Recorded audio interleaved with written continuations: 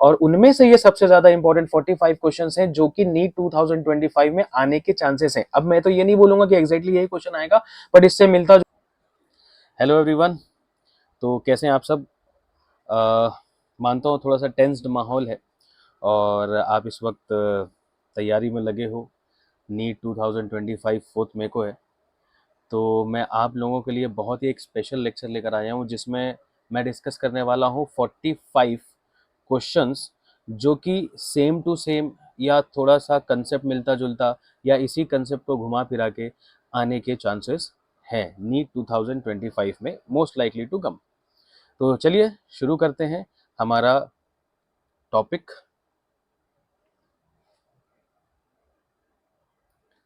तो आइए question number 1 से हम शुरू करते हैं। तो अगर आप क्वेश्चन नंबर 1 में देखो, 3 blocks A, B, C of mass 4 kg, 2 kg and 1 kg respectively are in contact on a frictionless surface as shown in figure. If a force of 14 Newton is applied to the 4 kg block, then the contact force between A and B is। देखिए बहुत ही simple type का question है, ये question पहले भी आप लोगों ने किया होगा। तो सबसे पहले जब भी नॉर्मल निकालना हो या टेंशन का कोई भी क्वेश्चन आता हो तो हमको मालूम है सबसे पहले हम निकालते हैं एक्सेलरेशन। तो एक्सेलरेशन का मतलब होता है net force upon total mass. तो नेट फोर्स अगर आप देखो तो यहाँ कितना है 14 न्यूटन का। तो 14 डिवाइडेड बाय टोटल मास कितना हो गया बेटा, 4 + 2 6 + 1 7। तो 14/7 मतलब 2 मीटर पर सेकेंड स्क्वायर आपका एक्सेलरेशन आ गया। अब आपको कॉन्टैक्ट फोर्स कौन किसके बीच में निकालने बोला है, ए और बी के बीच में। तो ए और बी को हम बना सकते हैं, या तो बी को उठा लो या ए को उठा लो। तो आपको मालूम है मैंने सिखाया हुआ है कि ऐसा ब्लॉक उठाओ कि आप फंसो नहीं। तो ए के ऊपर अगर आप देखो तो इस तरफ लग रहा है 14 न्यूटन और इस तरफ इसके ऊपर एक्सेलरेशन है 2 मीटर पर सेकेंड स्क्वायर का।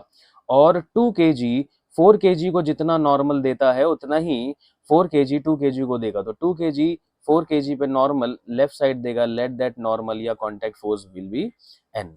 तो यहाँ पे हम फिर से एक्सेलरेशन का फॉर्मूला लगाएंगे। तो acceleration is equal to net force. तो यहाँ नेट फोर्स कितना है बेटा, 14 minus N divided by total mass. A का मास कितना है बेटा 4। देखो मैंने n माइनस 14 क्यों नहीं किया, 14 माइनस n क्यों किया, क्योंकि हमारा ब्लॉक राइट साइड चल रहा है और नेट फोर्स हमारा राइट साइड है, इसलिए हमने 14 माइनस n डिवाइडेड बाय 4 किया। तो एक्सेलरेशन की वैल्यू कितनी है 2, यहाँ हो जाएगा 14 माइनस n बाय 4। तो ये हो गया 8 is equal to 14 minus n। So n हो गया 14 माइनस 8। तो कितना हो गया बेटा 14 माइनस 8, जल्दी से बताइए 14 माइनस 8, इतना तो आता ही होगा ना भाई, जल्दी बताइए। 14 में से 4 गया 10 बचा, फिर 4 निकालना है, यानी आंसर इज 6।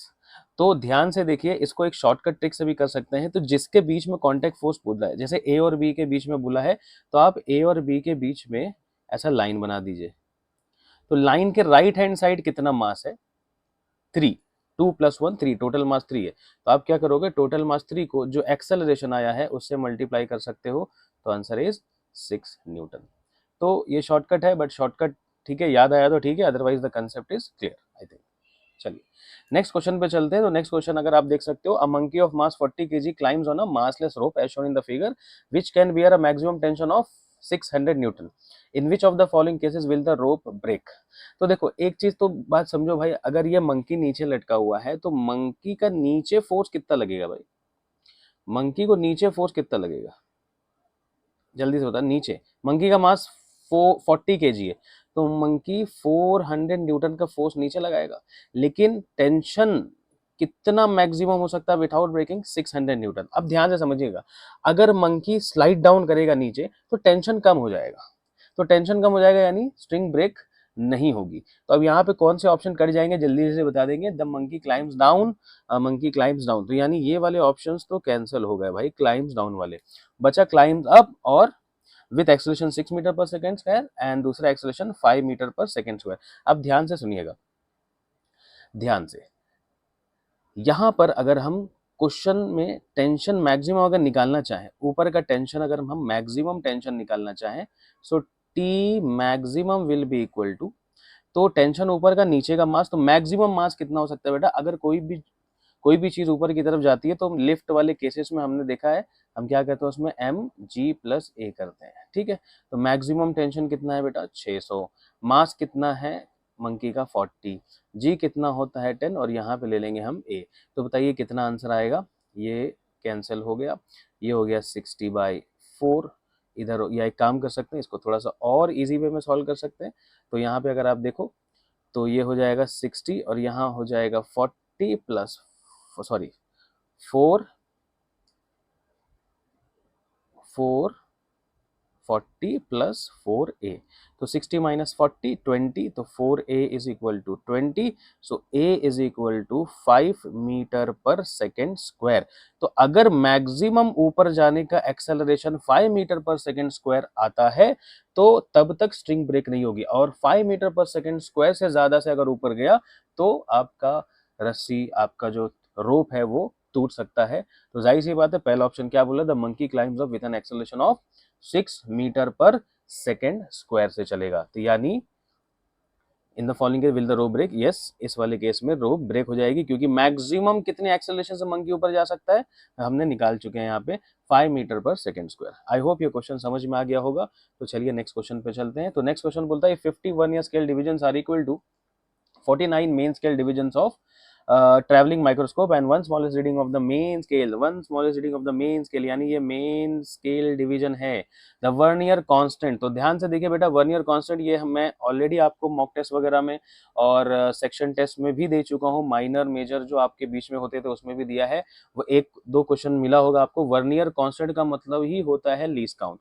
तो आपको सीधा सीधा लीस्ट काउंट निकालना है। तो least count is equal to, आपको मालूम है बेटा, MSD 1 minus m by n। What do you mean by m by n? कितना मेन स्केल डिवीजन कितना वर्नियर स्केल डिवीजन के बराबर है। तो यहाँ पे कितना कितने के बराबर है भाई, तो यहाँ पे 50 vernier scale division 49 main scale के डिवीजन के बराबर है। तो मेन स्केल डिवीजन कितने का है, 0.5 का।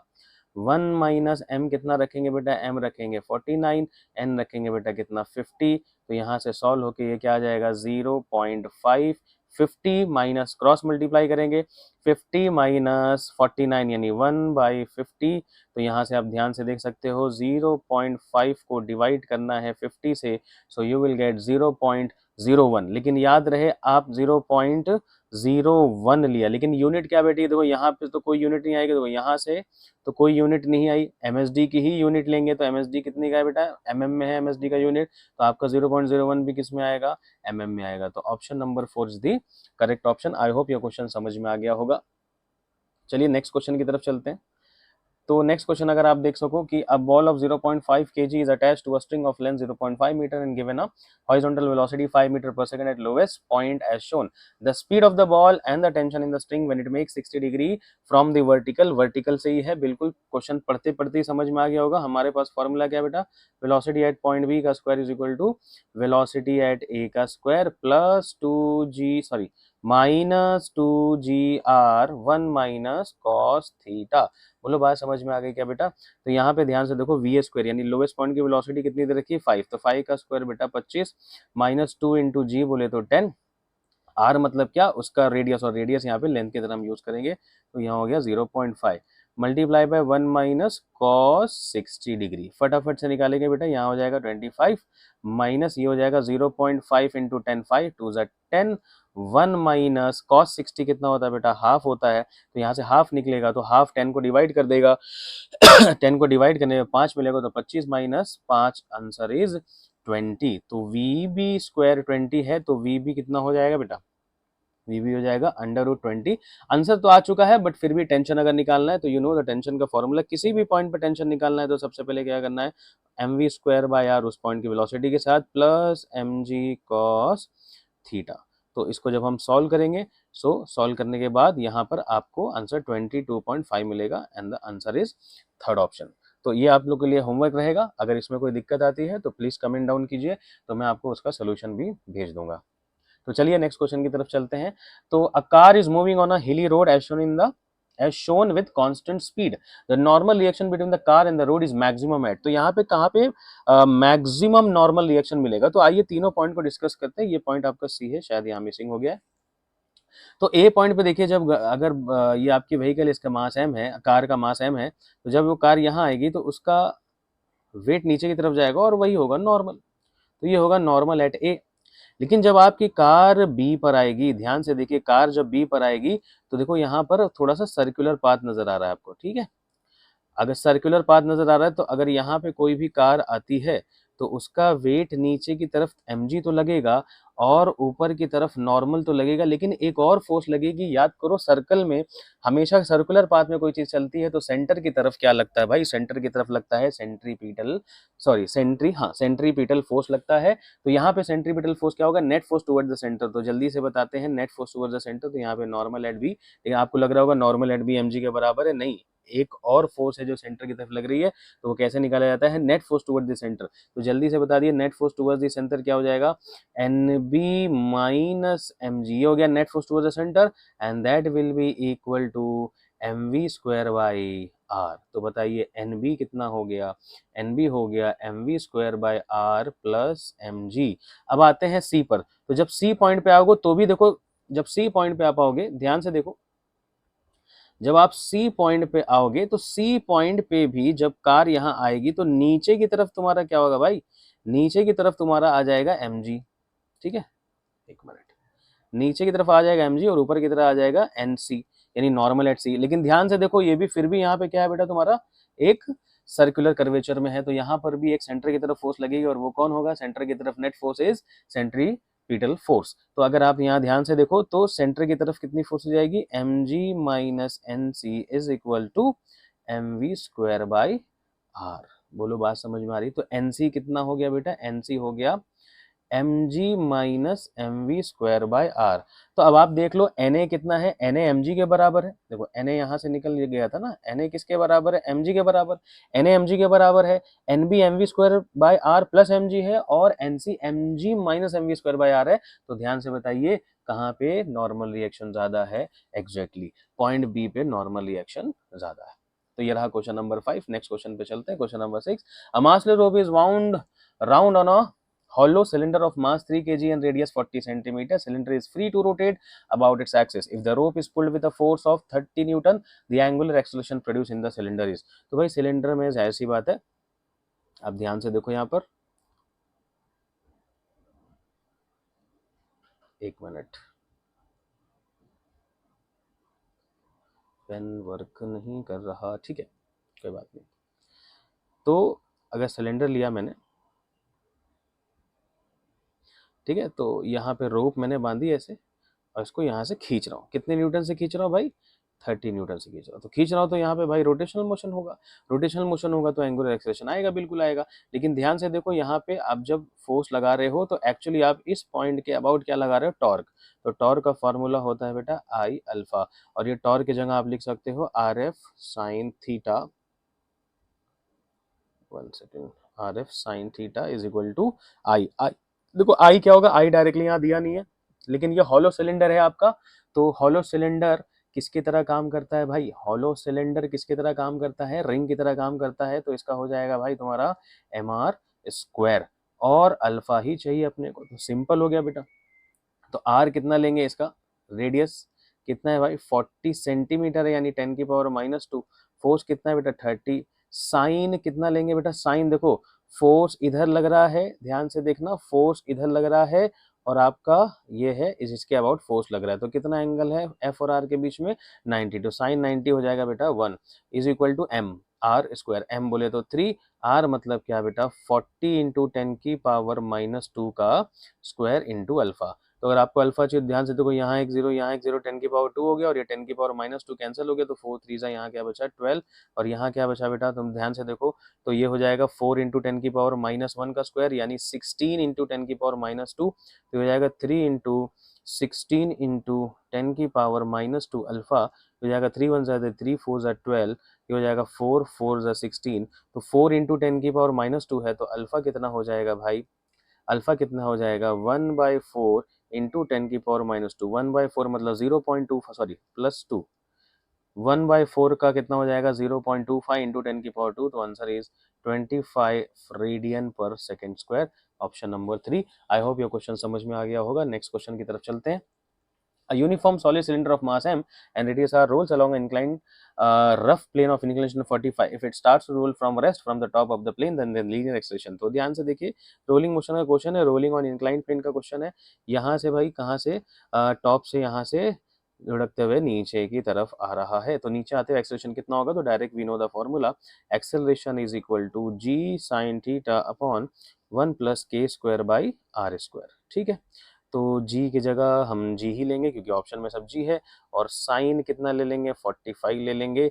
1 प्लस के स्क्वायर की जगह क्या लेंगे? तो आपको मालूम है ये क्या चीज़ है बेटा? यूनिफॉर्म सॉलिड सिलेंडर है. सॉलिड सिलेंडर किसकी तरह काम करता है? डिस्क की तरह काम करता है. और डिस्क का मोमेंट ऑफ इनर्शिया कितना होता है? M R square by 2. लेकिन हमको के स्क्वायर चाहिए, तो के स्क्वायर हो जाएगा आई बाई एम. तो आई कितना? M R square by 2 by M.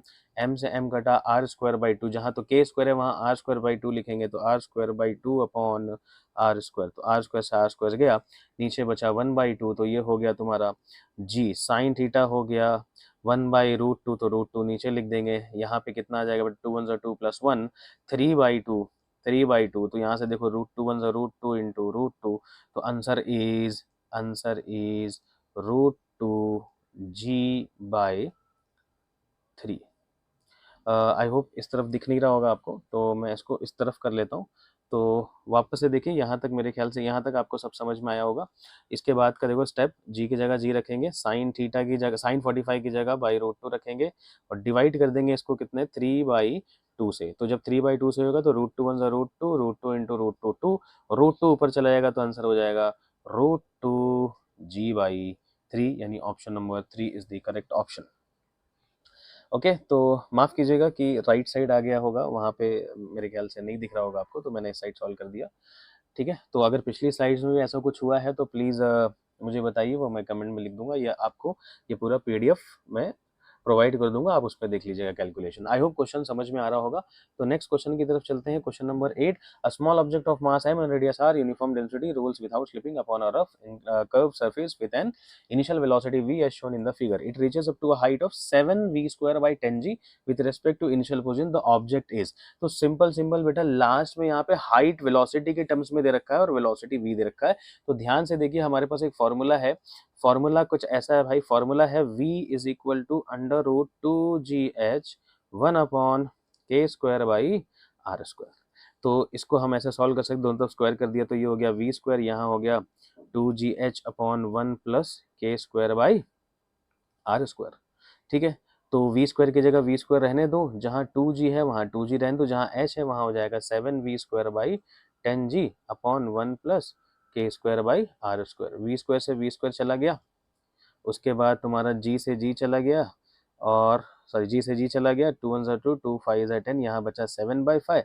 तो आपका बताइए यहाँ पे हो गया 1 plus K square by R square is equal to 7/5. तो K square by R square कितना हो जाएगा? के स्क्वायर बाई आर स्क्वायर हो जाएगा 7/5 माइनस 1. तो 7/5 माइनस 1 कितना हो जाएगा? 2/5. मतलब 7 माइनस 5 अपॉन 5, 2/5. तो K square by R square 2/5 है. तो 2/5 से समझ में आ गया होगा ये क्या चीज़ है? ये है सॉलिड स्फीयर. ये क्या चीज़ है भाई? ये है सॉलिड स्फीयर. ओके, कुछ पेन का इश्यू हो रहा है बीच में, तो माफ़ कीजिएगा. तो हो गया. Okay, done. तो अभी अगर किसी को ये नहीं समझ में आया है ये कैसे हुआ, तो यहाँ देख लीजिए. तो K square by R square is equal to 2/5 आया. तो this can be written as K square is equal to 2/5 R square. तो अगर इसमें m मैं मिला दूं, तो m मिलाऊंगा तो क्या हो जाएगा? 2/5 एम आर स्क्वायर, और 2/5 एम आर स्क्वायर क्या होता है भाई? सॉलिड स्फीयर ही तो होता है, क्योंकि k I/m होता है. सिंपल क्वेश्चन था. ठीक है, तो चलिए इस क्वेश्चन पे आते हैं. 9th, if block B remains at rest with respect to inclined plane in a lift, then find the work done by the friction in time t as seen from the ground.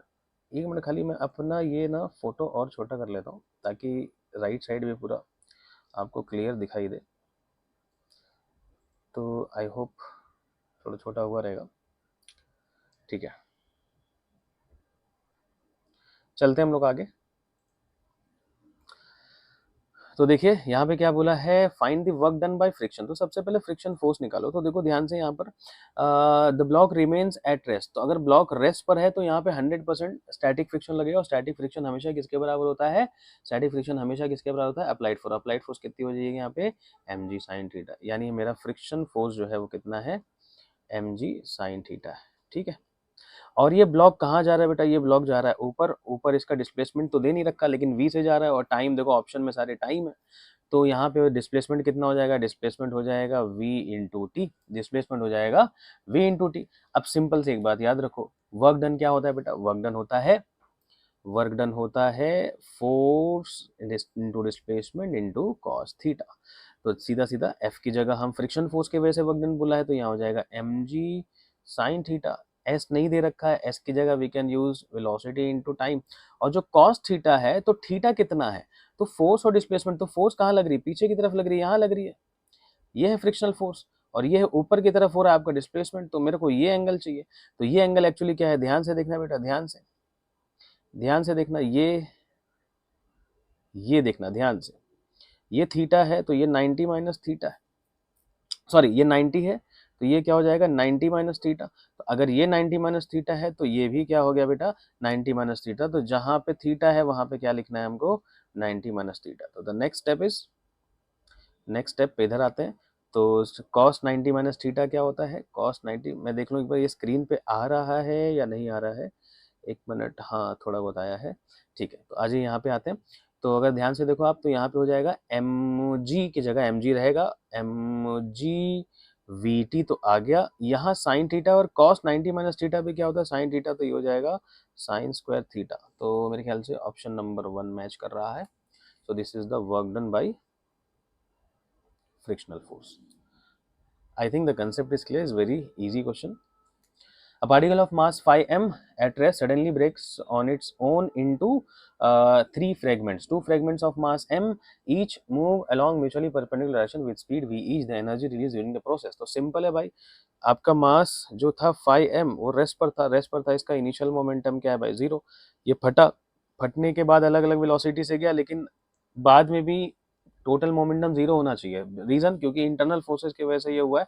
तो net force 0 होगा, net force 0 मतलब momentum conserve होता है। तो simply अगर मैं देखूं तो दो जो m मास का है वो एक इधर गया है v वेलोसिटी के साथ, और दूसरा m मास का जो है वो भी कहाँ गया है, वो इससे परपेंडिकुलर गया है नीचे v वेलोसिटी से। यानी इसका मोमेंटम भी कितना हो गया mv, और इसका भी मोमेंटम क्या हो गया mv, दोनों का मोमेंटम सेम डायरेक्शन में। तो दोनों के मोमेंटम को ऐड करके इस तरफ मोमेंटम कितना हो जाएगा, mv रूट टू। अगर इस तरफ मोमेंटम mv रूट टू हो जाएगा बेटा, तो मोमेंटम टोटल तो 0 होना चाहिए। इसका मतलब जो तीसरा मास है जो 3m का बचा, वो 3m इस तरफ गया होगा v डैश वेलोसिटी से, और इसका मोमेंटम 3m का और ये दोनों का मोमेंटम मिला के बराबर होना चाहिए। यानी सिंपली मैं कह रहा हूँ 3mv dash is equal to mv root two. तो m से m कैंसिल, तो v डैश कितना हो गया, v रूट टू बाई 3। बस अब काइनेटिक एनर्जी निकालनी है, तो kinetic energy is equal to, पहले वाले के लिए हो जाएगा हाफ एम वी स्क्वायर, दूसरे वाले के लिए भी हो जाएगा हाफ एम वी स्क्वायर, और तीसरे वाले के लिए हो जाएगा हाफ 3m, और उसका v कितना है, v root two by three. तो v root two by three का स्क्वायर करेंगे। तो जब हम इसको सॉल्व करेंगे तो ये हो जाएगा M V square, half M V square, half M square M V square, plus यहाँ से हो जाएगा वी स्क्वायर 2/9, वहाँ 3 है तो 3 नीचे जाएगा। तो यहाँ पे सिंपली हो जाएगा एम वी स्क्वायर बाई 3। तो बचेगा एम वी स्क्वायर बाई 3। तो 3mv square plus M V square, तो कितना हो गया बेटा, 4mv square by 3 is the answer, यानी ऑप्शन नंबर 4। इस तरह के क्वेश्चन हम पहले भी कर चुके हैं। आइए क्वेश्चन नंबर 11 की तरफ बढ़ते हैं। The tube of length L is shown in the figure. The radius of cross section at the point 1 is 2 centimeter and the point 2 is 1 centimeter respectively. If the velocity of the water entering the point 1 is 2 meter per second, the velocity of water leaving the point 2 will be। बहुत ही simple question है। ये आपको पता है कहाँ से आ रहा है, ये आ रहा है इक्वेशन ऑफ कॉन्टिन्यूटी से। तो इक्वेशन ऑफ कॉन्टिन्यूटी अगर हम लगाएं तो इक्वेशन ऑफ कॉन्टिन्यूटी क्या बोलता है, सॉरी पेन का कुछ इश्यू है। Equation of continuity A1 V1 is equal to A2 V2, लेकिन यहाँ एरिया नहीं है तो एरिया रेडियस पे डायरेक्टली प्रोपोर्शनल हो सकता है।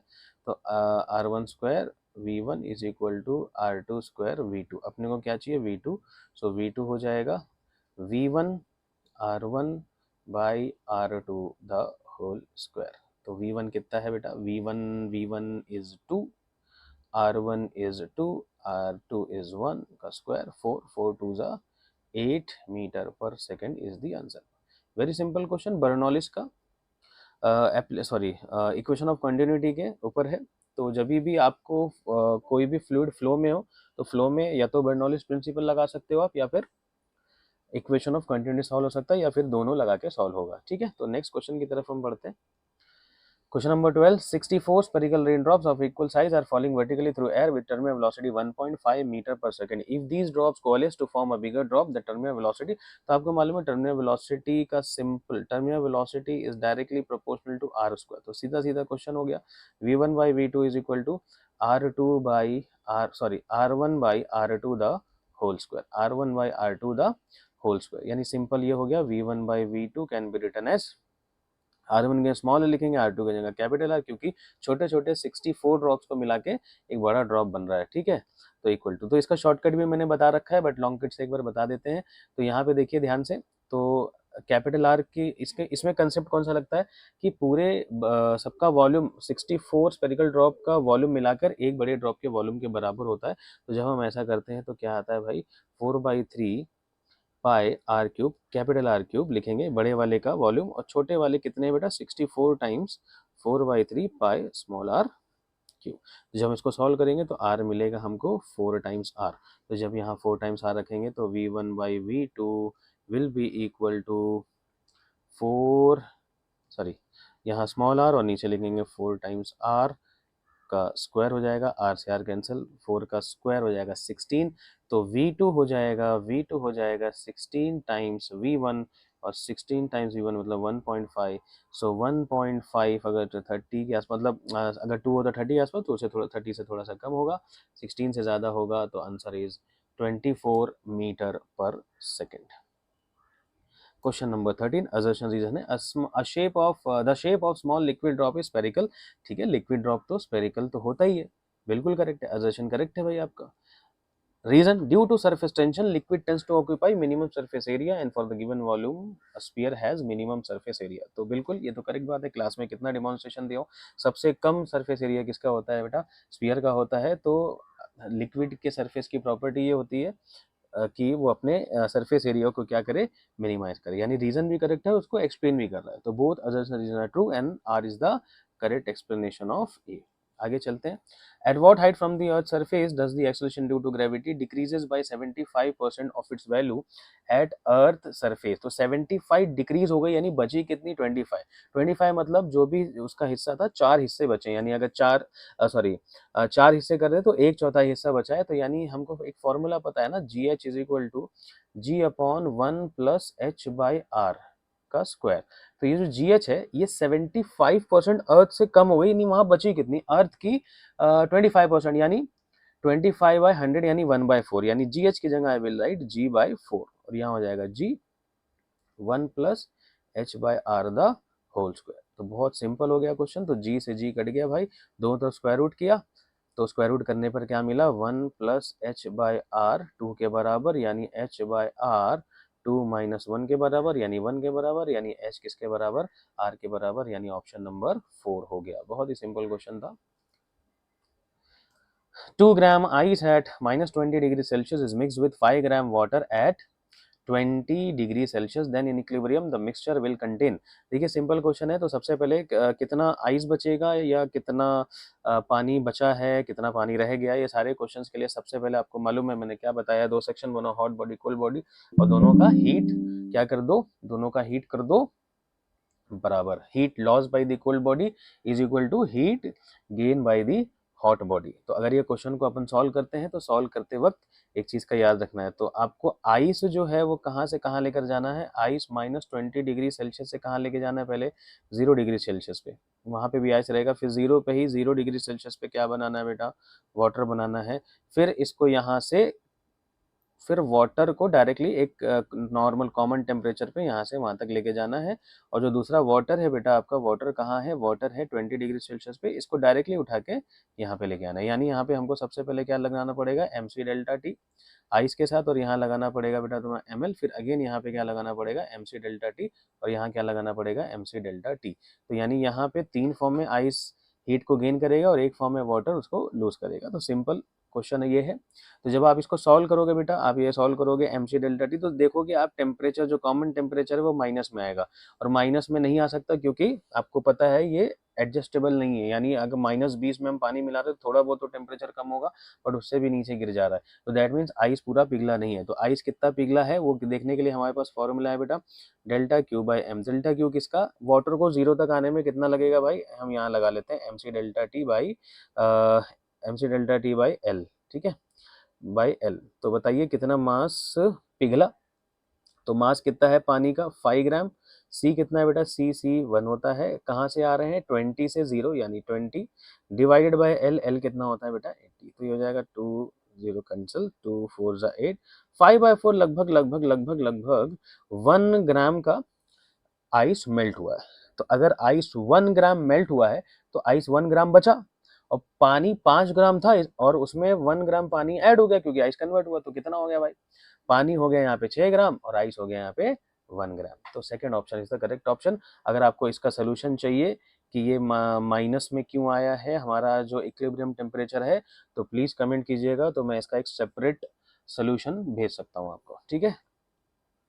नेक्स्ट अगर हम चले question number 16, I hope question number 15 आपको समझ में आ गया होगा।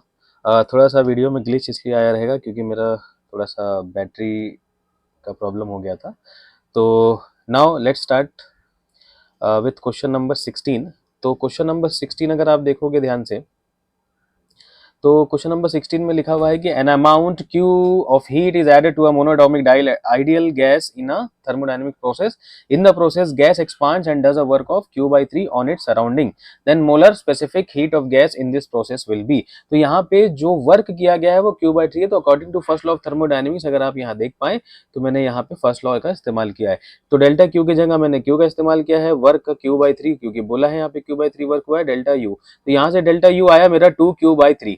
तो अगर आप ध्यान से देखो मैंने डेल्टा यू को 2Q/3 दिया, लेकिन मुझे डेल्टा क्यू नहीं चाहिए, मुझे चाहिए molar specific heat of a gas चाहिए। तो मैंने थोड़ा सा एक हल्का सा मैथमेटिक्स का एग्जांपल किया। Delta U by Q is equal to, तो डेल्टा यू की जगह N C V delta T लिखा और क्यू की जगह एन सी डेल्टा टी लिखा। तो डेल्टा यू बाई क्यू की जगह मैंने लिखा इक्वल टू की साइन यहाँ पे देख लो ध्यान से, F/2R लिखा CV की जगह, क्योंकि N से N कैंसिल हो गया, डेल्टा T से डेल्टा T कैंसिल हो गया, तो CV की जगह F/2R बाई C लिखा। और सिंस ये कौन सा गैस है भाई, मोनोएटॉमिक गैस है, तो F की जगह मैंने 3 का इस्तेमाल किया। तो डेल्टा U बाई Q को इस तरीके से लिखने के बाद यहाँ पे देखिए डेल्टा U को किस तरीके से मैंने लिखा, 3/2R by C into Q। This is equation number 2, this is equation number 1।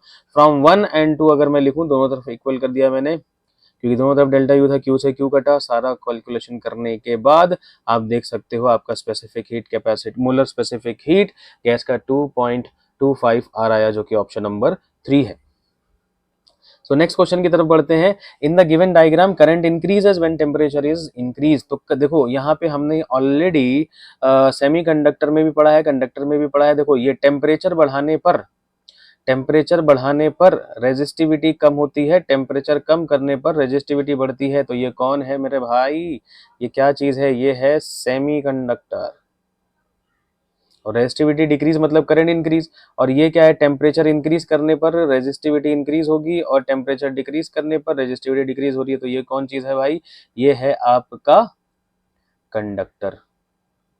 तो अब ध्यान से सुनो, सेमीकंडक्टर और इंसुलेटर में एक ऐसी चीज है कि इंसुलेटर में भी टेम्परेचर बढ़ाने पर रेजिस्टिविटी कम होती है, यानी उनका कंडक्टिविटी हल्की सी बढ़ती है बट बहुत ज्यादा नहीं बढ़ती। तो यहाँ पर आप क्वेश्चन में पढ़ सकते हो current increases when temperature increase. तो टेम्परेचर इंक्रीज करने पर करंट अगर इंक्रीज हुआ है यानी रेजिस्टिविटी क्या हुई है, कम हुई है। तो यानी यहाँ पे जो X है ये कौन है, तो ये X आपका क्या है भाई, सेमीकंडक्टर है। तो बढ़ते हैं अगले क्वेश्चन की तरफ। तो ध्यान से देखो, the Zener diode in the circuit has a Zener breakdown voltage of 5 volt, calculate the power dissipation in the Zener diode. तो अब ध्यान से देखिएगा, ये ऐसे टाइप का क्वेश्चन आप कर चुके हैं, बट थोड़ा सा स्लाइड चेंज है इस क्वेश्चन में। तो अगर देखो ध्यान से, यहाँ पर जो आपका करंट आना चाहिए, ये है आपका टोटल करंट नहीं दिया हुआ है, लेकिन इधर आने के बाद करंट यहाँ पे कितना गया बेटा, 50 मिली एम्पियर का, और यहाँ पे जो कितना करंट जाएगा उसको मैं बोलूंगा आई जेड बोलूंगा। तो अगर मुझे आई जेड मिल जाए तो पावर क्या होता है, वोल्टेज इंटू आई। तो जेनर डायोड में कितना पावर डिसिपेट होगा, तो voltage of Zener diode multiply by current of Zener diode. तो हम सबसे पहले टोटल करंट निकालेंगे बेटा। तो टोटल करंट जैसे ही हमने निकाला, तो total current V by R जैसे हमने निकाला, तो V की जगह देखो, V की जगह मैंने 25 क्यों लिया V की जगह, क्योंकि जेनर ऑलरेडी कितना ले चुका है बेटा, 5 वोल्ट ले चुका, और टोटल कितना हमने अप्लाई किया था, 30 वोल्ट। तो 30 में से 5 ऑलरेडी चला गया, तो बचा कितना, 25। तो 25 बाई 200 यहाँ वाला मैंने रेजिस्टेंस लिया, तो मेरा कितना है बेटा, 125 मिली एम्पियर करंट आ गया। तो अगर 125 मिली एम्पियर करंट आ गया, तो बेटा ये जो करंट है उसमें से माइनस करूंगा तो जेनर वाला करंट मिल जाएगा।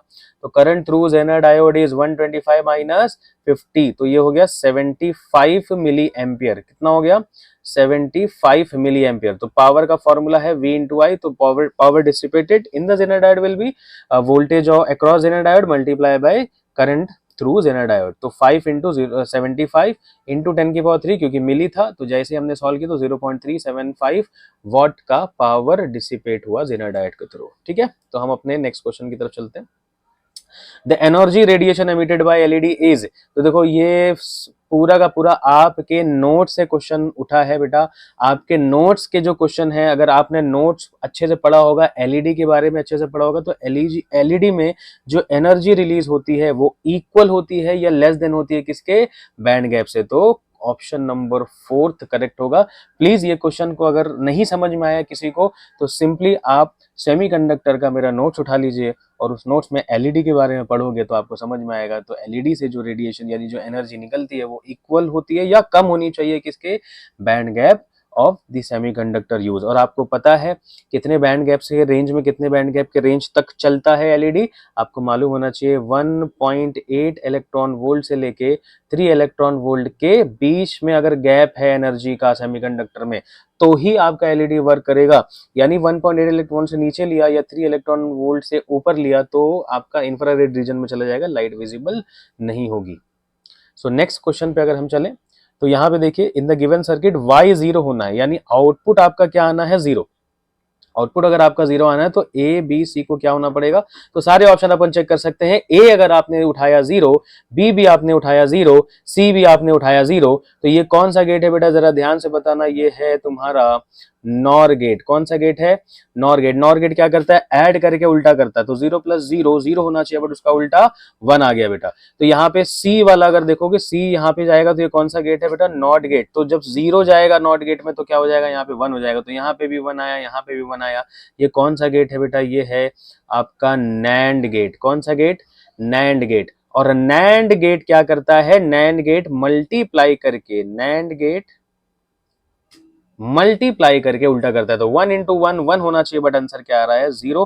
तो आउटपुट 0 बिल्कुल आ रहा है, और वही है आपका फर्स्ट ऑप्शन। यानी A B C तीनों को 0 लोगे तभी आउटपुट तुम्हारा क्या आएगा, 0। तो very easy question on digital circuits यानी लॉजिक गेट्स के बारे में। सो नेक्स्ट क्वेश्चन अगर आप देखो, the power of a lens having refractive index 1.24 is 3 dioptre when placed in a liquid, it's power is -2 dioptre, the refractive index of the liquid. तो बहुत simple सा एक क्वेश्चन, अगर आपको फॉर्मूला याद हो, 1/f is equal to μ2/μ1 -1 1/r1 -1/2 r2। Lens makers formula बोलते हैं इसको। तो जहां 1/f है वहां पे डायरेक्टली अपन इसको क्या लिख सकते हैं बेटा, पावर। तो हमने यहाँ पर 2 बार पावर देखा है, तो 2 बार पावर का इक्वेशन लगाएंगे। एक इक्वेशन देखो हमने ये लगाया, और दूसरा इक्वेशन देखो ये लगाया। उसके बाद हमने क्या किया, दोनों को डिवाइड किया, डिवाइड करते हुए सॉल्व करते गए, सॉल्व करते गए, तो हमको यहाँ पे म्यू मिला बेटा। तो यहाँ पे म्यू ये जो 1.24 है, ये आपका जो लेंस है उसी का है। यानी जब ये एयर में रखा है तो देखो मैंने यहाँ पे 1 लिया है μ2, क्योंकि देखो ये जो μ2 है ये क्या है, लेंस के लिए इस्तेमाल करने का। ये जो μ1 है किसके लिए इस्तेमाल करने का बेटा, मीडियम के लिए इस्तेमाल करने का। तो पहले वाले केस में जहां पावर 3D है, तो कोई कुछ मीडियम के बारे में बात ही नहीं करी है, तो हमने वहां मीडियम की जगह क्या रख दिया बेटा, म्यू2 म्यू1 की जगह क्या रख दिया, 1 रख दिया। और फिर नेक्स्ट केस में लिक्विड में डिप किया है, प्लेस किया है, तो उस केस में पावर चेंज हो गई है। तो जब हमने दूसरी बार पावर का फॉर्मूला लगाया तो वहां पे म्यू रख दिया और हमको यही म्यू चाहिए था। जब ये इक्वेशन को सॉल्व किया तो हमारे पास म्यू कितना है बेटा, 1.4। तो ये पूरा यहां से लेकर यहां तक मैथमेटिक्स कैलकुलेशन है, ठीक है बेटा। नेक्स्ट यहाँ पे देखो एस्ट्रोनॉमिकल टेलीस्कोप है, उसका एंगुलर मैग्निफिकेशन है 5। तो एंगुलर मैग्निफिकेशन 5 है, तो एंगुलर मैग्निफिकेशन होता कितना है बेटा, एंगुलर मैग्निफिकेशन होता है FO बाई FE। तो FO बाई FE की वैल्यू कितनी दे रखा है, 5। तो यहाँ से FO can be written as 5FE। उसके बाद क्या बोला, the separation between the object in eyepiece is 36 centimetre, यानी पूरे ट्यूब का लेंथ कितना है, 36। और आपको मालूम है ट्यूब लेंथ क्या होता है, FO प्लस FE। क्यों FO प्लस FE बोला है, क्यों FO प्लस FE बोला है, क्योंकि इमेज फॉर्म्ड एट इन्फिनिटी। अगर इमेज इन्फिनिटी में नहीं बोलता तो लेंथ का फॉर्मूला क्या है, FO प्लस UE। लेकिन जैसे ही इन्फिनिटी पे इमेज बनती है तो आपका जो UE है, आपका UE क्या बन जाता है, आपका UE बन जाता है FE। तो length of the tube FO plus FE करके 36 किया। तो जहां पे FO है वहां पे FO की जगह देखो, FO की जगह हम क्या रख सकते हैं, 5FE। तो FO की जगह हमने 5FE रखा, 5FE plus FE is equal to 36। तो FE यहाँ से 6 आ रहा है। तो अगर FE 6 आ रहा है तो आपको मालूम है FO प्लस FE 36 दे रहा है। तो अगर FE 6 है तो जाहिर सी बात है FO कितना है आपका, 30। तो the focal length of the objective, तो ऑब्जेक्टिव 30 होगा, ऑब्जेक्टिव 30 होगा और आपका आई पीस 6 होगा। आई पीस का फोकल लेंथ 6 होगा। तो आंसर इज फर्स्ट 30,6 सेंटीमीटर, ठीक है। नेक्स्ट केस में चलते हैं। तो ग्राफ किसके बीच का है, ये ग्राफ है एंगुलर डेविएशन और एंगल ऑफ इंसिडेंस, यानी एंगल ऑफ डेविएशन और इंसिडेंट एंगल के बीच का ग्राफ है। तो ध्यान से देख सकते हो एंगल ऑफ डेविएशन कितना है बेटा, 50। और इनिशियली आपका जो एंगल दिखा रहा है एंगल ऑफ इंसिडेंस 38 है, और ये 58 क्या हो जाएगा आपका, E हो जाएगा। तो सिंपल हमने फॉर्मूले का इस्तेमाल किया, I plus E minus A is equal to del. I की जगह 38 डिग्री रखा, E की जगह 58 रखा, A चाहिए था, और आपका एंगल ऑफ डेविएशन 50 यहां दे रखा था। तो हमने जब सॉल्व किया तो ए हमको कितना मिला बेटा, 46, यानी ऑप्शन नंबर 2। तो अगर आप यहाँ ध्यान से देखो क्वेश्चन लिखा है, dipole is placed in uniform electric field such that potential energy of the dipole is maximum. बेटा डाइपोल की पोटेंशियल एनर्जी कैसे निकालते हैं, तो U is equal to minus P, देखो फॉर्मूला क्या है बेटा, माइनस PE कॉस थीटा। तो थीटा क्या रखेंगे हम लोग, थीटा रखेंगे हम लोग 180 डिग्री। क्यों 180 डिग्री रखेंगे, जब भी 180 डिग्री रखोगे तो कॉस 180 क्या हो जाएगा बेटा, -1। और यहाँ पे जब -1 आएगा तो -1 और ये -1 प्लस होके तुम्हें क्या मिलेगा, PE। और यही होता है मैक्सिमम पोटेंशियल एनर्जी, जो कि यहाँ पे क्वेश्चन में दिया है U के फॉर्मेट में। अब क्या बोला है, the work done in rotating a dipole by 180 degree. अब 180 पे ऑलरेडी है और 180 से घुमा दिया गया, 180 से घुमा दिया गया, मतलब वापस कहां आ गया, समझ रहे हो, 180 पे रखा है भाई, 180 पे रखा है, वापस 180 घुमा दिया। या तो दूसरा वाला एंगल आप 0 बोल सकते हो क्योंकि वापस वो घूम के वहीं आ गया, या फिर उसको आप 360 बोल सकते हो, दोनों बोल सकते हो। तो यहाँ पे देखो, तो फॉर्मूला क्या है वर्क डन का, PE cos θ1 माइनस cos θ2, यही है ना फॉर्मूला बेटा वर्क डन का, work done is equal to PE cos θ1 minus cos θ2, यही है ना फॉर्मूला। तो θ1 की जगह हमने 180 रखा और θ2 की जगह आप 0 भी ले सकते हो, आप 180 भी ले, सॉरी 360 भी ले सकते हो, क्योंकि 180 पे ऑलरेडी है और वहां से घुमा के पूरा 1/180 लेके गए फिर से। तो either you can write the second angle as 0 और you can write second angle as 60 degree. तो cos 180 -1 होता है, cos 0 भी 1 होता है, तो यहाँ पे -2 PE आया, लेकिन PE की वैल्यू U के बराबर है, तो वर्क डन कितना हो गया, -2U। Option number 3 is the correct option. आइए नेक्स्ट क्वेश्चन की तरफ चलते हैं। तो P और Q दो कॉन्सेंट्रिक मेटालिक शेल है बेटा, shell. If P is positively charge and Q is earthed, तो देखो अगर P पॉजिटिव चार्ज है, अगर P जो है P वाला पॉजिटिव चार्ज है और Q अर्थेड है, तो याद करो हम लोगों ने जब स्पेरिकल कैपेसिटर पढ़ा था तो इसको डिराइव किया था, और यहाँ पे आया था अगर यहाँ पे Q चार्ज रखोगे तो इधर वाले जो अर्थ क्या है उस पर कितना चार्ज आ जाएगा, -Q आ जाएगा। अब ऑप्शन पढ़ते हैं, charge density on Q is same as on P। तो चार्ज डेंसिटी बोले तो सिग्मा बेटा, सिग्मा होता है Q/A। तो चलो दोनों पे चार्ज का मैग्नीट्यूड तो सेम ही है, लेकिन एरिया दोनों का अलग हो जाएगा, क्योंकि एक का रेडियस A अगर इसको मान लेंगे, दूसरे का रेडियस B है बेटा, रेडियस अलग अलग है, तो ये वाला ऑप्शन हमारा करेक्ट नहीं हो सकता। Electric field between P and Q is uniform, तो इलेक्ट्रिक फील्ड तो यूनिफॉर्म हो ही नहीं सकती, क्योंकि इलेक्ट्रिक फील्ड यूनिफॉर्म प्लेट अगर है या कोई वायर है उसके वजह से आसपास इलेक्ट्रिक फील्ड यूनिफॉर्म होगी, लेकिन स्पेरिकल शेल की वजह थोड़ी होगी, वो तो बढ़ता चला जाएगा भाई आगे।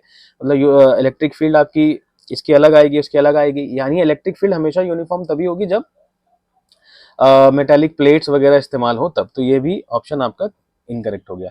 Electric potential inside P is zero. देखो पी के अंदर पोटेंशियल कैसे जीरो हो सकता है, क्योंकि स्पेरिकल शेल है, अंदर तो पोटेंशियल कभी जीरो हो ही नहीं सकता, तो ये भी पॉसिबल नहीं है। Electric field outside Q is zero. अब ये ध्यान से सुनो, electric field outside Q zero क्यों होगा, तो ध्यान से देखना, आउटसाइड क्यू बोले तो अगर ये मैं रेंज में ले लेता हूं उसको, तो आउटसाइड क्यू यही होगा ना। तो यहां पर क्या होगा भाई, अंदर चार्ज क्या है भाई, अंदर चार्ज एक है, चार्ज प्लस क्यू, एक है charge minus Q, total charge कितना हो गया बेटा, जीरो, यानी net electric field outside Q is zero. तो यही आपका ऑप्शन सबसे करेक्ट ऑप्शन हुआ। ठीक है, आइए, pendulum is suspended in a lift and its period of oscillation when the lift is stationary is T naught, what must be the acceleration of the lift for the period of oscillation of the pendulum to be T naught by two. देखो pendulum का time period का formula क्या है, 2 pi under root L by G. देखो ना यहाँ पे L change हो रहा है, ना यहाँ पे 2 पाई चेंज हो रहा है, यानी यहाँ पे आपका जो भी टाइम पीरियड है वो किस पे डिपेंड कर रहा है, अंडर रूट जी। तो ध्यान से देखिएगा, अगर अंडर रूट जी पे डिपेंड कर रहा है और आपका टाइम पीरियड कम हुआ, इसका मतलब जी बड़ा है, और जी तभी बढ़ेगा जब कोई चीज ऊपर एक्सेलरेट करती हुई जाएगी। याद है ना लिफ्ट वाला केस। तो इसी तरीके से अगर आप यहां देखोगे तो हमने यहाँ पे फॉर्मूले का इस्तेमाल किया है, टी नॉट अपॉन, देखो जहां पे पहला वाला टाइम पीरियड रखना है वहां टी नॉट, जहां पे दूसरा वाला टाइम पीरियड रखना है वहां पे टी नॉट बाई टू, क्योंकि बोला है टी नॉट बाई टू हो जाएगा।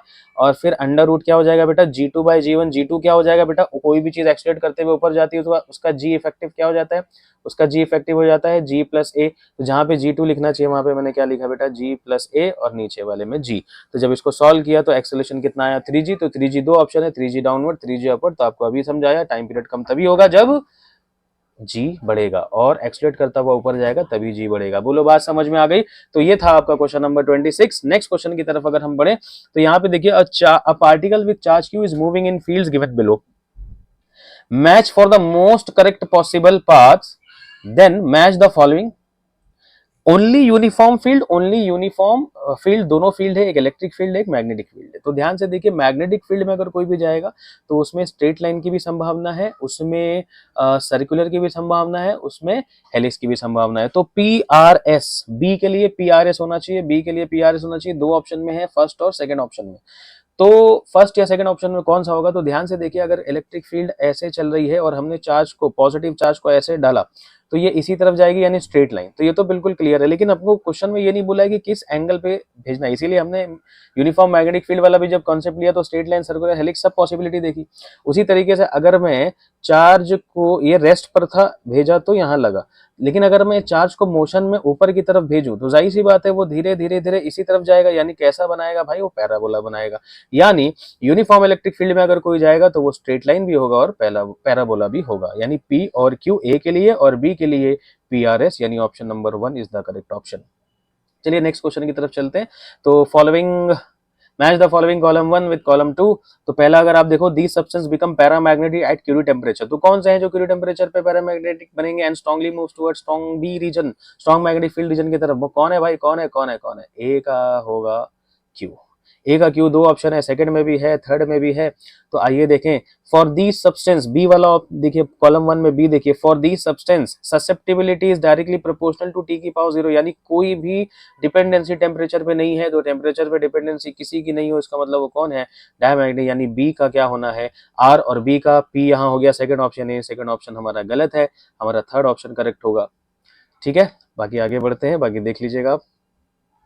तो आइए क्वेश्चन नंबर 29 की तरफ चलें। Flux in a close circuit of resistance 10 ohm varies with time t according to the equation होना चाहिए ये, phi is equal to 60 square minus 5t plus 1 the magnitude of induce current. देखो induce current का formula होता है I is equal to E by R, उसके लिए आपको E निकालना है, और E का फॉर्मूला है बेटा minus D phi by D T, यानी इस फाई को हमने टाइम के टर्म में डिफरेंशिएट किया लेकिन माइनस में। तो 6t स्क्वायर का डिफरेंशिएशन क्या हो जाएगा, 12t, लेकिन माइनस में। माइनस 5t का डिफरेंशिएशन क्या हो जाएगा, 5t।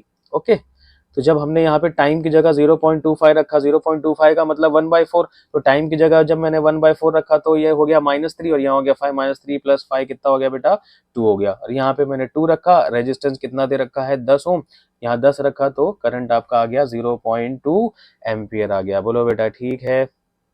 चलिए आगे बढ़ते हैं। The network shown in the figure is a part of a circuit when the potential difference between points B and A यानी V B minus V A 25 volt है, then find the magnitude of rate of change of current. तो simply हमने Kirchhoff voltage law का example यहाँ पे Kirchhoff voltage law लगाया। तो यहाँ से हम स्टार्ट करेंगे, इस पॉइंट से यहाँ तक जाएंगे और टोटल वोल्टेज को अपन जीरो मान लेंगे। तो वी ए का पोटेंशियल वी ए लिया, फिर हम भी इसी तरफ चल रहे हैं, करंट भी इसी तरफ चल रहा है, पोटेंशियल ड्रॉप होगा तो आई आर होता है, तो आई है 4 आर है 2, तो कितना हो गया बेटा 8 हो गया।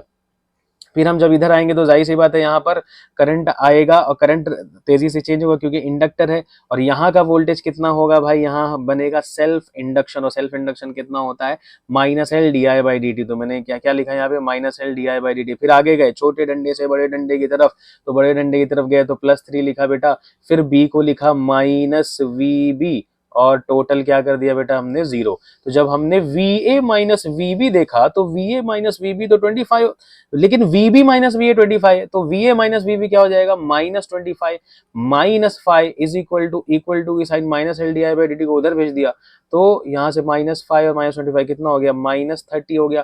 तो -30 के हिसाब से यहाँ पर कितना हो गया बेटा, सॉल्व किया जब हमने यहाँ पर L की जगह हमने क्या रखा 5 मिली हेनरी, तो जब उसको रखा तो हमारे को कितना मिल रहा है D I by D T 6 × 10⁻³ ampere per second. Very simple question. अगर कोई भी क्वेश्चन में आपको डाउट है 24/7 यानी 24 घंटे 4 मई तक आपके लिए मैं अवेलेबल हूँ।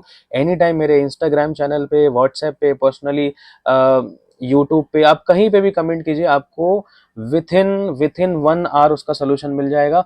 विथ इन 1 आवर मैं बहुत ज़्यादा बोल रहा हूँ, यानी 1 घंटा बहुत ज़्यादा होता है, आपको 5-10 मिनट में मिल जाएगा, लेकिन एक मैक्सिमम थ्रेशोल्ड में लेके बोल रहा हूँ कि भाई 1 घंटे के अंदर अंदर आपको सोल्यूशन मिल जाएगा। मैं बिल्कुल आपके साथ हूँ बेटा। इतना याद रखना, नीट 2025 में आपके साथ मैं 4 मई की रात क्या बोलो 4 मई की सुबह तक, यानी जब तक आप सेंटर में एंटर नहीं कर जाते, रात इसलिए बोला था मैंने क्योंकि रात बोले तो क्या, आप 5 बजे जब पेपर देके निकलोगे, निकलते निकलते 5:30 बजेगा, 6 बजे तक हमारे पास पेपर आएगा, हम उसको बैठ के सॉल्व करेंगे और उसके बाद आपको उसके सोल्यूशंस भी बताएंगे। इसलिए बोला मैंने 4 मई की रात तक आपके साथ होंगे, आपके मार्क्स बताएंगे, आपका एक्सपेक्टेड स्कोर कितना आने वाला है सब हम बताएंगे आपके साथ। 4 मई की रात तक हम खड़े हैं। और इतना याद रखना बेटा, तोड़ना है, फोड़ना है, नीट 2025 क्रैक करना है कुछ भी करके। चलिए क्वेश्चन नंबर 31 पे चलते हैं। तो 31 पे क्वेश्चन देखो, एसी सर्किट का क्वेश्चन है, वोल्टेज दे रखा है, करंट दे रखा है, तो पावर डिसिपेशन कितना होगा, तो ये बेटा आपका V नॉट होता है, और ये क्या है बेटा आपका I नॉट। पावर हमारा क्या होता है IRMS VRMS cos फाई। तो IRMS क्या होता है I नॉट बाई √2, VRMS क्या होता है V not by √2 cos five. Phase difference कितना है बेटा 100t, और यहाँ पे 100t प्लस पाई बाई 2 बोले तो बेटा क्या है एंगल 90, और cos 90 डालते ही आंसर क्या हो जाएगा 0।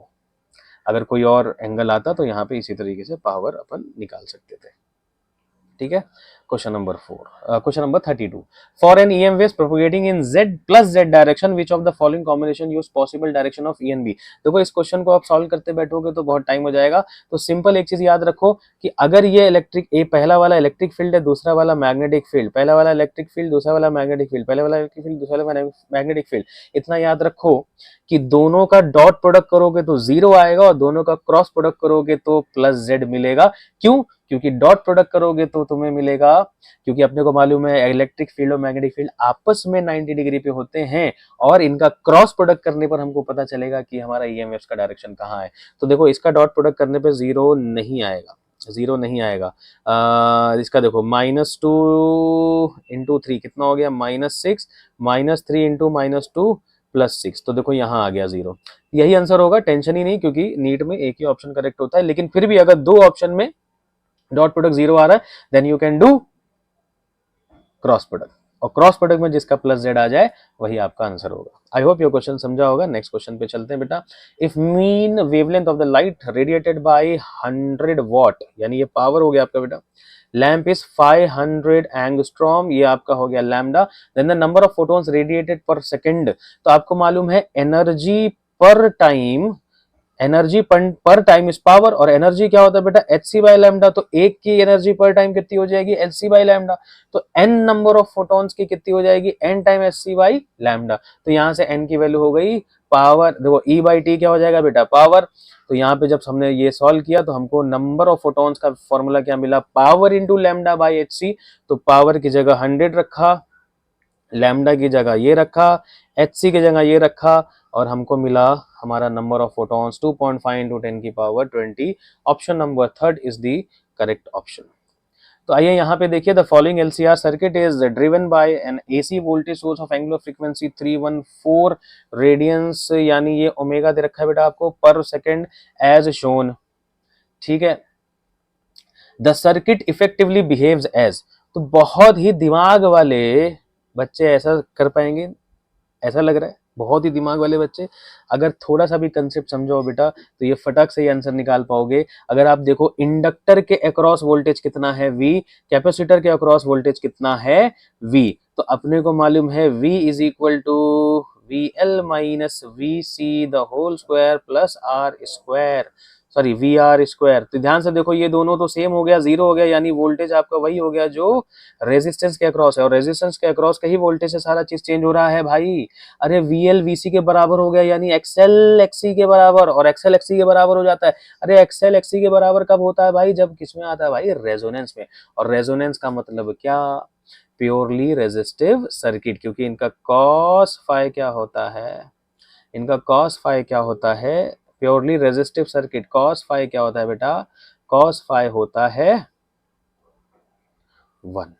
बोलो बात समझ में आ गई, कोई दिक्कत वाली बात। प्योर रेजिस्टिव सर्किट यानी रेजोनेंस आपको बताया है, चाहे भले से इंडक्टर हो, कैपेसिटर हो, रेजिस्टर हो, आरएलसी सर्किट है, एलसीआर सर्किट है, लेकिन अगर इंडक्टर और कैपेसिटर के ऊपर सेम वोल्टेज है दैट मींस एक्सएल एक्सी बराबर है। एक्सएल एक्सी तभी बराबर होता है बेटा जब वो एलसीआर सर्किट किसमें हो, रेजोनेंस में। और रेजोनेंस में एलसीआर सर्किट मतलब वोल्टेज अगर अक्रॉस दी रेजिस्टेंस के बराबर ही आ रहा है, इसका मतलब ये कौन सा सर्किट है, प्योरली रेजिस्टिव सर्किट है। तो आइए नेक्स्ट क्वेश्चन की तरफ चले। तो नेक्स्ट क्वेश्चन की तरफ, work function of metal A and B are in the ratio 1:2। तो मैंने फाई ए फाई बी को 1/2 के रेशियो में रखा, जहां पे फाई बी को मैंने क्या लिखा 2 फाई ए, ठीक है। F and 2F are incident frequencies, F and 2F are incident, यानी दो फ्रीक्वेंसी डाली, एक एफ और एक 2F, सरफेस ए पर और बी पर। The ratio of maximum kinetic energy कितनी होगी, F is greater than threshold frequency, 2F is greater than, यानी टेंशन नहीं है, इलेक्ट्रॉन बाहर निकला है क्योंकि थ्रेशोल्ड फ्रीक्वेंसी से ऊपर की फ्रीक्वेंसी एफ भी है और 2F भी है। तो काइनेटिक एनर्जी का फॉर्मूला क्या होता है बेटा, काइनेटिक एनर्जी का फॉर्मूला होता है एच न्यू माइनस फाइव। तो इसी को इस्तेमाल किया, तो पहले वाले के लिए काइनेटिक एनर्जी को K1 बोला मैंने, दूसरे वाले को K2 बोला। तो K1 का जब फॉर्मूला लगाया तो HF माइनस फाइव लिखा, K2 का जब फॉर्मूला लगाया तो 2HF, क्योंकि 2F हो गया था, और 5B। और नीचे नेक्स्ट स्टेप में मैंने 5B की जगह, मैंने 5B की जगह क्या लगा दिया 2 क्योंकि यहाँ से आ रहा है वो। और उसके बाद जब मैंने सॉल्व किया 2 को कॉमन लिया तो ये और ये कट हो गया बेटा, तो यहाँ पे भी इसका रेशियो क्या बचा 1/2। बहुत इजी क्वेश्चन था, बेहतरीन। ऐसे टाइप के क्वेश्चन हमने किए बट थोड़ा सा ट्विस्टेड फॉर्मेट में था। यहाँ पे देखो ऐसे टाइप का क्वेश्चन हमने किया है जरूर, लेकिन सेम मेटल पे दो अलग अलग फ्रीक्वेंसीज लेके यहाँ पे अलग अलग मेटल्स पर अलग अलग फ्रीक्वेंसी से भेजा गया था। तो बहुत बड़ा डिफरेंस नहीं, बट हाँ कंसेप्ट याद होना चाहिए। देखो सेम ये question, when radiation of wavelength lambda use किया तो स्टॉपिंग पोटेंशियल 4.8 वोल्ट, और सेम सरफेस को डबल द वेवलेंथ यानी 2 लैम्डा से भेजा, then the stopping potential becomes 1.6 volt, then the threshold wavelength बोले तो लैम्डा नॉट निकालना बेटा। ध्यान से देखिए यहाँ पर हमने ईवी नॉट का फॉर्मूला, देखो काइनेटिक एनर्जी को ईवी नॉट लिख सकते हो, ये फॉर्मूला अगेन इस्तेमाल कर सकते हो, सबको पता होगा एच सी बाई लैम्डा। तो पहले वाले के लिए देखो दोनों को जब लिखोगे तो ई और ई आएगा, लेकिन वो बाद में क्या हो जाएगा कट। तो पहले वाले के लिए 4.8 लिखा, फिर एच सी बाई लैम्डा -5, दूसरे वाले के लिए यहाँ पे देखो 1.6 लिखा is equal to H C by 2 lambda लिया, 5 लिया। तो यहाँ से जब हम सॉल्व करेंगे तो बताओ कितना आएगा बेटा, फटाफट इसको सॉल्व करते हैं।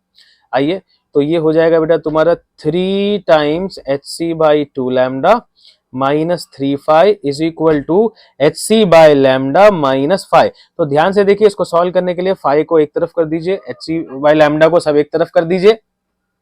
तो यहाँ पे देखिए कितना हो जाएगा, ये हो जाएगा -2 is equal to H C by lambda -3 HC by 2 lambda. तो जब इसको अगेन आप सॉल्व कीजिएगा बेटा, तो यहाँ पे क्या मिल के आ रहा है -2 इज इक्वल टू माइनस, देखिए एच सी बाई लैम्डा को कॉमन लूंगा तो अंदर बचेगा 1 माइनस 3/2, दैट बिकम्स 2 माइनस 3/2 यानी -1/2, -1/2 -1/2 क्या बचा, एच सी बाई लैम्डा।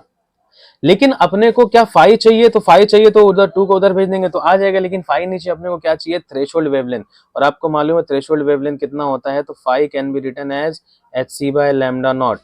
तो अगर आप ध्यान से देखो यहाँ पर मैं कितना है बेटा 2, जहां फाई है वहां पे H C by lambda naught लिखूंगा, इज इक्वल टू कितना हो जाएगा बेटा यहाँ पे, माइनस तो माइनस कैंसिल हो गया दोनों तरफ, तो यहाँ क्या बचा तुम्हारा H C by 2 lambda. H C से एच सी कैंसिल हो गया, 2 इधर आया तो बेटा लैम्डा नॉट कितना मिल रहा है, तो अपने को लैम्डा नॉट मिल गया, लैम्डा नॉट मिला कितना बेटा हमारे को 4 लैम्डा, लैम्डा नॉट मिला अपने को 4 लैम्डा। नेक्स्ट क्वेश्चन की तरफ चलते हैं। The figure shows the variation of photo current with anode potential for photosensitive surface for 3 different radiation, let IA, IB and IC with the intensities FA, FB and FC with the frequencies of the curve ABC respectively. ध्यान से देखो, आपको पता होगा बहुत ही simple चीज है बेटा, इंटेंसिटी बढ़ाने पर करंट बढ़ता है, स्टॉपिंग पोटेंशियल पे कोई फर्क नहीं पड़ता। उसी तरीके से फ्रीक्वेंसी बढ़ाने पर करंट पे कोई फर्क नहीं पड़ता, स्टॉपिंग पोटेंशियल बढ़ता है। ये कंक्लूजन गोल्डन पॉइंट्स आपको लिखा के दिया हूं। अब ध्यान से देखो बेटा, ए और बी वाले कर्व में देखो स्टॉप अपना सैचुरेशन करंट दोनों में अलग अलग है, दोनों का सैचुरेशन करंट अलग है, मतलब दोनों की इंटेंसिटीज अलग अलग है, यानी आई ए और आई बी सेम नहीं है, यानी आई ए और आई बी सेम नहीं है। तो ऐसा पहले ऑप्शन में दिख रहा है, तो एक काम करते हैं और भी आगे चल के देख लेते हैं। तो ए और बी का देखो बेटा स्टॉपिंग पोटेंशियल सेम है, ए और बी का स्टॉपिंग पोटेंशियल सेम है, ए और बी का स्टॉपिंग पोटेंशियल सेम है, मतलब ए और बी की फ्रीक्वेंसी सेम है, यानी पहला option is the correct option बेटा। ध्यान समझ में आ गया।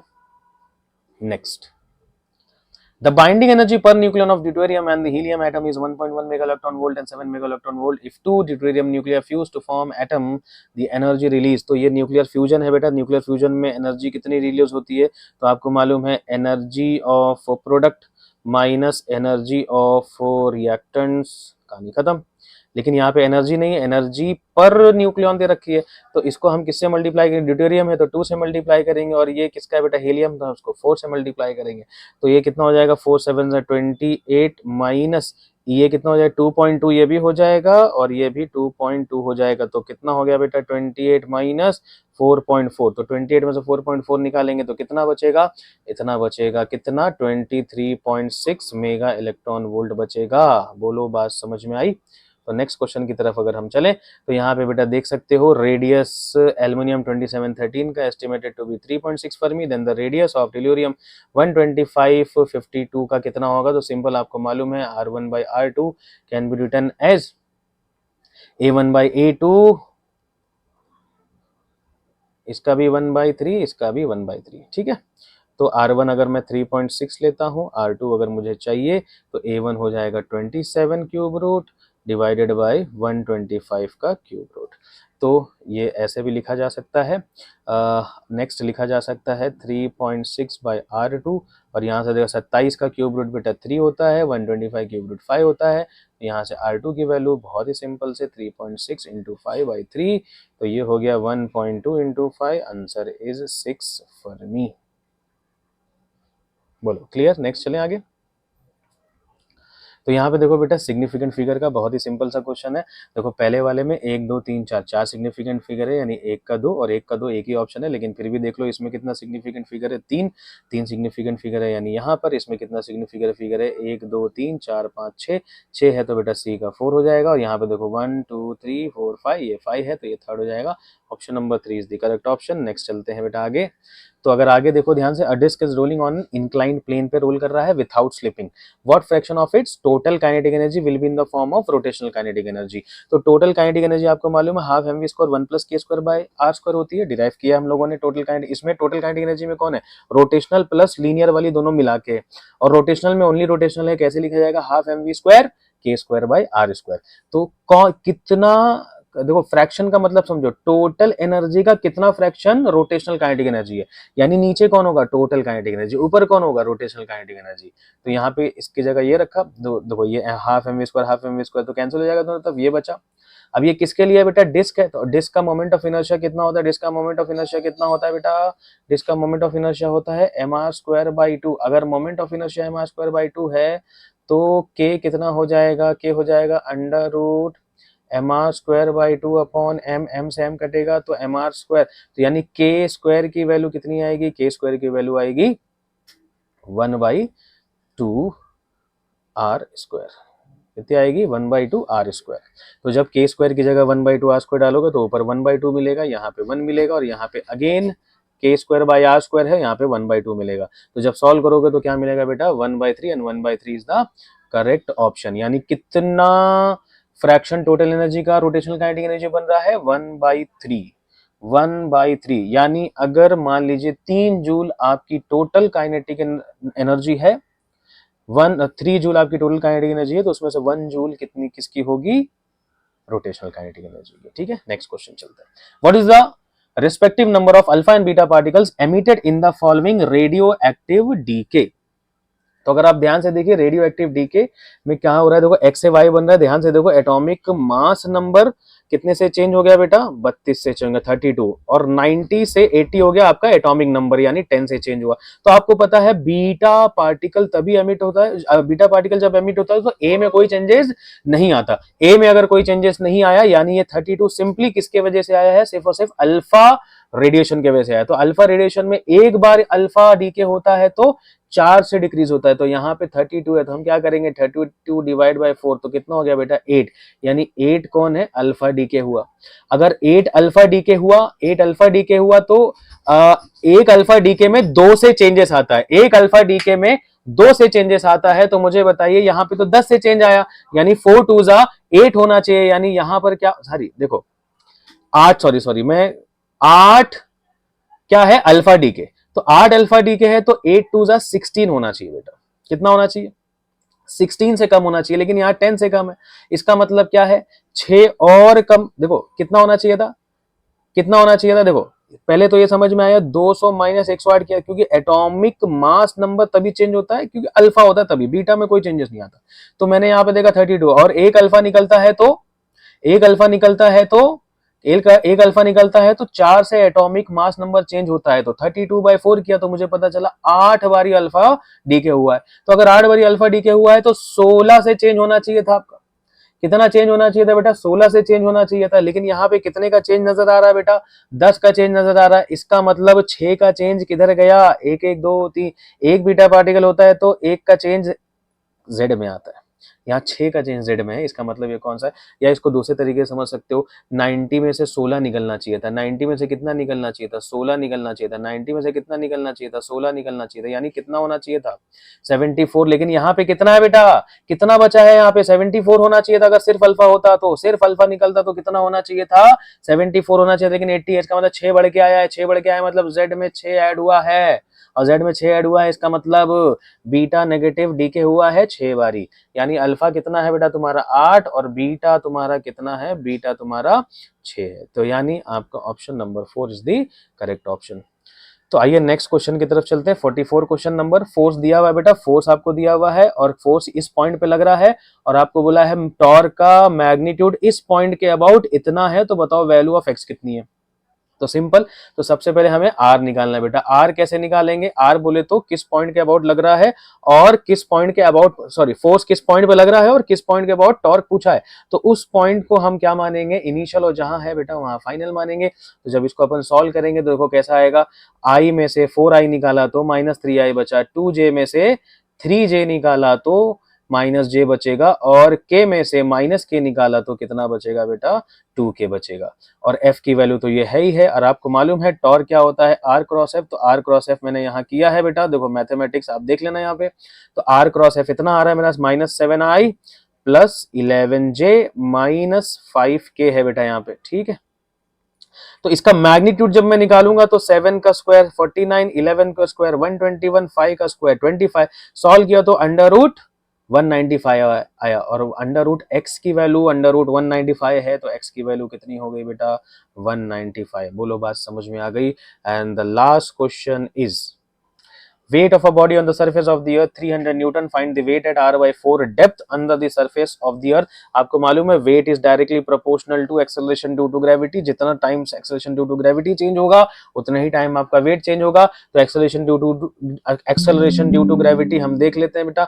acceleration due to gravity gd कितना हो जाता है डेप्थ में, g1 minus D by R, यही फॉर्मूला है। और d की जगह हम क्या रख देंगे, d की जगह हम रख देंगे r by 4। तो जैसे ही r by 4 रखा, r से r कटा, 1 माइनस 1 by 4 हुआ, 1 माइनस 1 बाय 4 बोले तो 3 बाय 4, यानी आपका acceleration due to gravity depth में r बाय 4 डेप्थ में कितना चेंज होगा, 3 बाय 4 टाइम्स चेंज हो गया।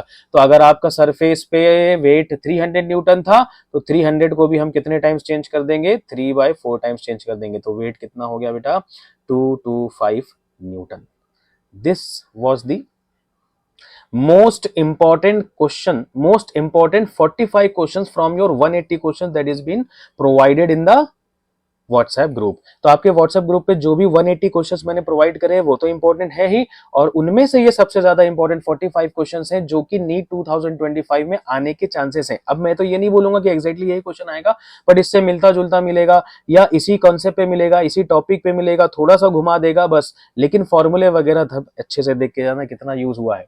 और एक और इंफॉर्मेशन दे रहा हूं, इसी वीडियो के डिस्क्रिप्शन में लिंक में आपको एक शॉर्टकट ट्रिक और शॉर्ट तरीके से कैसे एक फिजिक्स को रिवाइज किया जाए, 2 से 3 घंटे के अंदर एक पूरा फिजिक्स फॉर्मूला वाइज कैसे रिवाइज किया जाए, वो भी पीडीएफ में इसके अंदर डाल दूंगा, और ये सोल्यूशन भी इसके अंदर डाल दूंगा। कोई भी हेल्प चाहिए बेटा, I am ready to help you 24/7, 24 घंटा में अवेलेबल हूं। 4 मई तक आपके साथ हूं, आपके साथ खड़ा हूं। बस आपको बस अब ये करना है कि जितना हो सके रिवाइज करते जाओ, सॉल्व करते जाओ, क्वेश्चन पूछते जाओ, रिलैक्स रहो, माइंड को सेट रखो, और नीट 2025 को फोड़ के आओ।